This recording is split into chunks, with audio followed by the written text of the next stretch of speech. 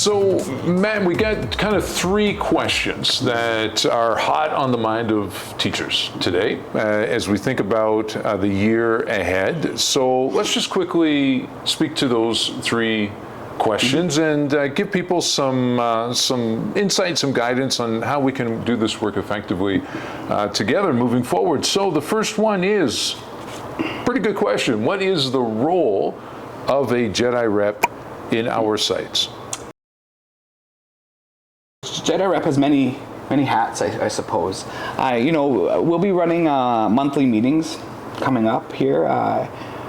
We'll be sending some information out and some Teams links out, so they'll be important to attend those monthly meetings. Those monthly meetings are an opportunity to connect actually with lots of community members. As you know, our work is not just, we don't live in silos. We can't do this work without engaging with community, so there's an opportunity to connect with community members. So there's an opportunity for JEDI reps to attend those. We'll be sending out lots of information throughout the month regarding what's going on in our district, in our city, in our province, in our country, regarding JEDI work, and hopefully you'll have an opportunity to share that stuff with your staff, be it in staff meetings, emails, conversations, just really to amplify. But it's more than just a dissemination of information, isn't it, Lance? Yeah, no, it is. And it really is about making a commitment to journey with us as a community. As Matt alluded to, we have JEDI reps in all of our sites.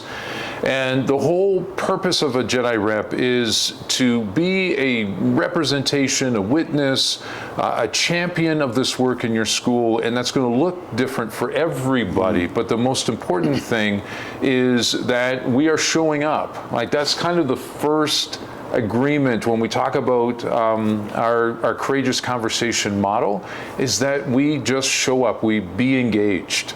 And that's what you're modeling for your community of learning wherever you are, whether it is a K-6 school, a high school, one of our admin sites, our learning centers.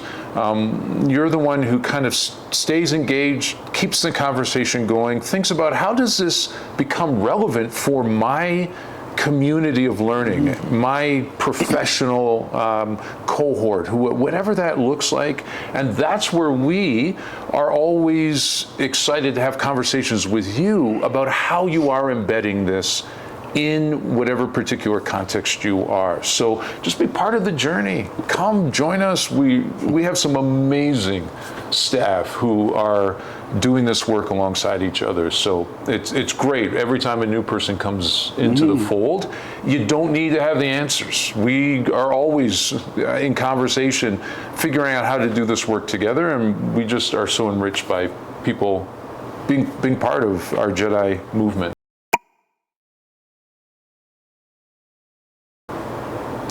So Matt, let's talk a little bit about two important programs or initiatives that we are investing in as the JEDI district team and across all of our sites. One of them is the Junior JEDI groups. We'll talk a little bit about that. The other one's Restorative Practice. So I think we need to really keep that in the forefront and the front burner there, because we've invested a lot of time and learning and conversation research around how we can implement that for the benefit of all of our students. But first, let's talk a little bit about the exciting work around these Junior JEDI groups. What do they look like, and how can teachers implement them in their classrooms and schools?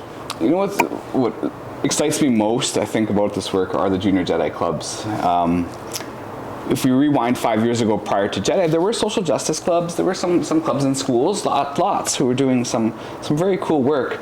But in the past almost 5 years now, which is crazy to think, we now have Junior JEDI clubs in so many of our schools, roughly 30 we're kind of keeping track of them. And so if you have a Junior JEDI club and you haven't connected with us, please do. But what is a Junior JEDI club? It's an opportunity for kids to shoulder the work, for kids to be engaged in the work of creating, seeking justice and creating equitable spaces, amplifying diversity, so that all feel included and are, not just feel, but are included.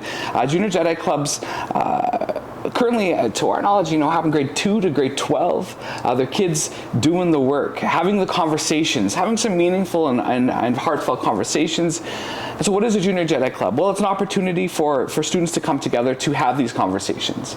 Conversations that they maybe aren't able to have in other spaces and places with like-minded students. It's an opportunity to do the work. Action is important. So certainly, around some of our months as mentioned, right, Latin American Hispanic Heritage Month, Black History Month, Asian Heritage, so on and so forth, opportunities for them for the students to do the work, for them to get out and amplify and engage and learn about. But it's also for them opportunities for them to engage in the work beyond those months as well. And so that Jedi work becomes part of the climate and culture in a building.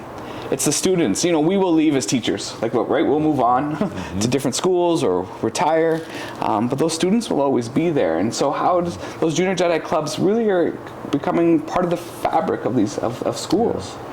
So what Matt and I did was we actually developed a guide for every teacher to implement a Junior Jedi Club. And there's right now 3 different paths that you can take. You can continue to operate it as a extracurricular group, like the social justice idea or any other kind of activity. And this is an opportunity for every student, regardless of their level of interest, to just come be part of a conversation. It's more oriented around themes of the month, so you can build activities, really fun, engaging events. So the guide kind of gives you some ideas there. There's also 2 paths that you can take as option courses. So one is a CTF option for junior high, and it's all laid out there, really around amplifying student voices, focusing on those career clusters of communication and human services. How can they learn some skills around this really important topic that they can actually transfer into perhaps career as a teacher, as a lawyer, professor, social worker. There's so many things that this can apply to. And then the other one is a really exciting course developed through the Canadian Human Rights Museum. Do you want to talk about that for a second? And that project, many teachers have already embarked on that project throughout the last couple of years. It's called Be an Upstander, and we've really leaned into the Upstander program. We think it's a fantastic program. It provides kids an opportunity to, again, not just think about how they can be upstanders, but to be an upstander. That action piece is vital to it. And so the Upstander program, our social studies consultants, Jen Perry and Anna McEachern, they've been running PG sessions for teachers, but as you know, we can't live in silos, and so we support that work and they support our work, and we are working together to get Upstander into as many schools and classrooms as possible. And so we've included the Upstander project as part of the Junior Jedi option package as well. Yeah, so you'll find all that on our UPD site. You can also email us, any of us directly, and we'll send that out to you. The other piece, Matt, we just want to talk about is the restorative practice. How do we further that in our schools? Well, again, we've done a lot of work at preparing material for you. We're more than happy to walk you through it. It's very accessible in the sense that there's a multi-tier approach to restorative practice in terms of the framework that we've developed here. It's embedded now in our administrative procedure around student discipline, and we're really recognizing the value through our priority schools of how it supports students who normally have felt on the margins and have struggled to trust. So we think about our wellness framework in our district and how much that pertains to the work of really building support for our students who are struggling to meet expectations, societal expectations in terms of our class and our environment.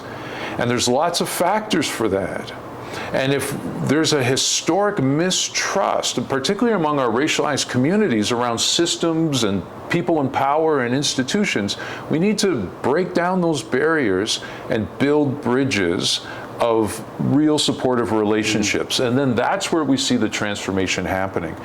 So those multi-tier approaches around restorative practices we're here to really support you. If this is an issue in your school, and we talk about right now the increasing complexity of our classrooms. I mean, that's one of the reasons why we're in the situation right now where we are as a teaching professionals with regards to our contract negotiations. We need that support. We really feel that this is a critical piece long-term to sustain that kind of support for teachers and the community and students to learn how to build a trusting and safe and respectful learning environment. So do you want to say anything more about restorative practice other than that it's going to be a real key theme and focus for this year? Yeah, and just that, as Lance said, there's a 3-tier approach which we've leaned into and created in our district with regards to restorative practice, and truthfully 90% of that work is done day to day in the classrooms. It's done by you, by teachers. And so sometimes there's I think a misconception of the restorative, that it's only that tier 3 when suspensions and expulsions are on the table. And yes, there's a vital important role for restorative practices within that element, but the bulk of the work actually happens in the day to day.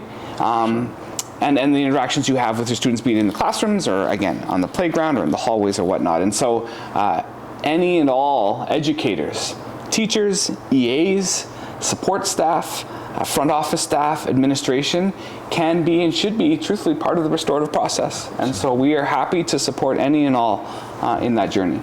And we will do more workshops through the year. It's not rocket science. No. Teachers who have a passion for their students, who understand empathy as a core skill we bring in building relationship. This is not going to be difficult, but what we are providing, as Matt alluded to, are just some core kind of moves, some tools in the toolbox for each of those levels, and a framework so that you can have a conversation. Everyone's on the same page as to what we're trying to do at these various levels throughout our community. So we'll just keep pressing on that.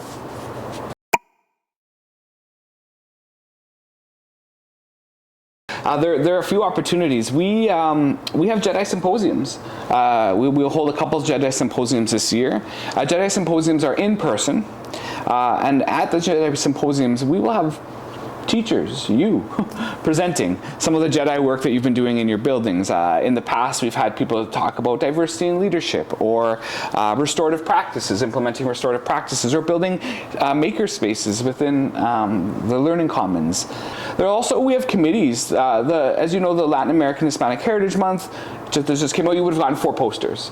And we'll use that as an example. There's a committee of teachers who are working to create those posters, to consult community, to figure out who is best to be on the posters to represent our student body and the community at large. So there's committees for each one of our special months, if you will. We also have, as you know, on March 21st, we have a junior high, and this year will be our first senior high in-person summit. So a junior high and senior high in-person summit on March 21st for the International Day of the Elimination of Racial Discrimination.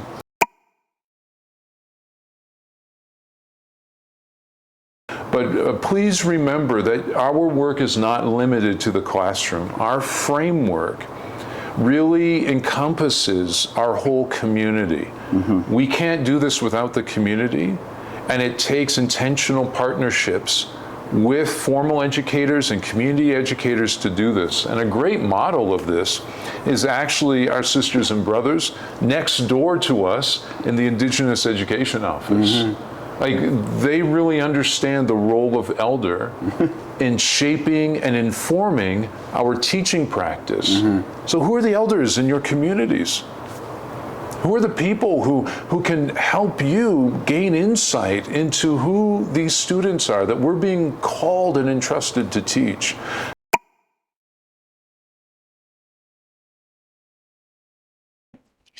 So my name is Notando Lambadi. I'm a FACE worker, and FACE stands for Family and Community Engagement Worker with the district. I'm with the JEDI department under Arts and Culture, and I'm very passionate about the work we do of community engagement.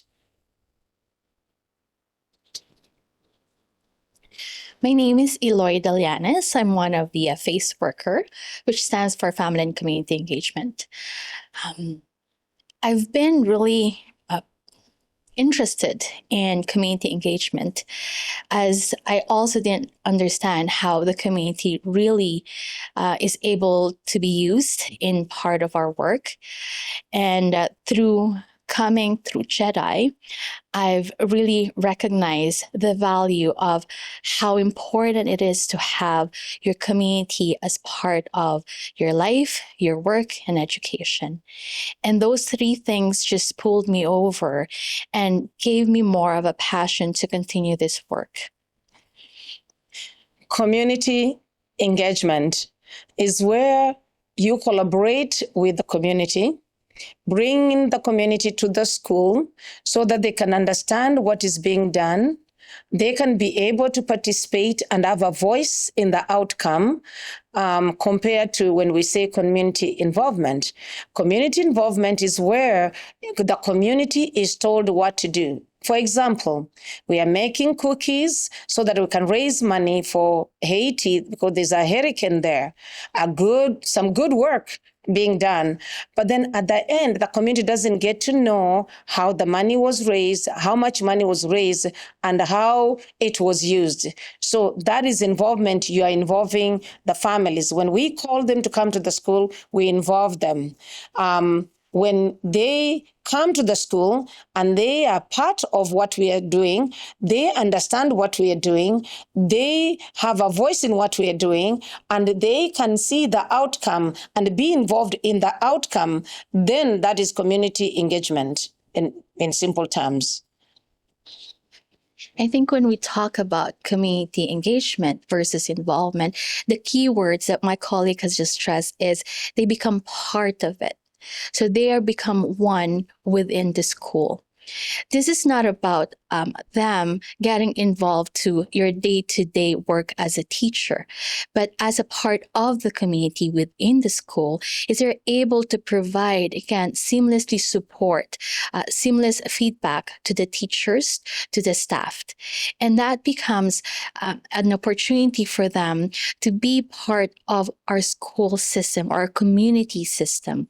And that's very different when we involve them. They provide their feedback, and at the same time, they also take their feedback within the community and ask the community how could they support as a community within our system, how could they actually strengthen that relationship within the school, and how they could actually help as well to their kids, our students, to be able to be one, so they would feel safe not only within the school, but also within the community system. We're here to help. We know that there are things that we have that might be able to help you build the community, but at the same time, it's about sharing those experiences. You might probably also have already the experience and the knowledge. So let's help together to build our Catholic school district a one big community.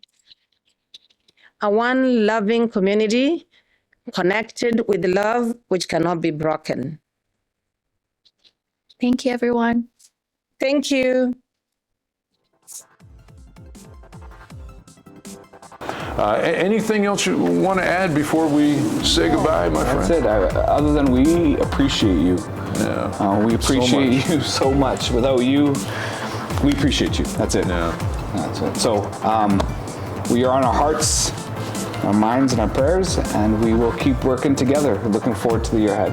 Absolutely. And in the meantime, do take good care of yourselves. These are challenging times, but they also present us wonderful opportunities to witness the strength we have in the Spirit of God to walk as pilgrims of hope in this coming year. So let's do that together, and God bless.